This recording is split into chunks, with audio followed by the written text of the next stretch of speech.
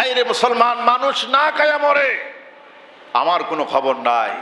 আমি 5 তলায় থাকি, আমি 10 তলায় থাকি, আমি বিরিয়ানি খাই, ফলাও খাই, আইটেম 5টা 6টা আইটেম আমার সামনে উপস্থিত।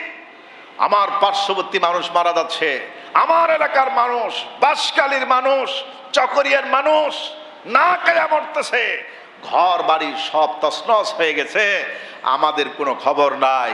এরকম কিছু পাবলিক আছে নাকি নাই? আসতে বলেন, আছে? খবরদার, আল্লাহরে জবাব দিতে হবে, আল্লাহকে জবাব দিতে হবে। বেশিরভাগ ঘর মাটির ঘর, একেবারে শেষ, নাস্তানাবুদ হয়ে গেছে, কিচ্ছু নাই। আসলে এই অবস্থা, এটা আল্লাহ পাকের একটা পরীক্ষা চলতেছে, আল্লাহর পরীক্ষা। মানুষ এখন পানির নিচে বসবাস করতেছে, ঘর বাড়ি নাই।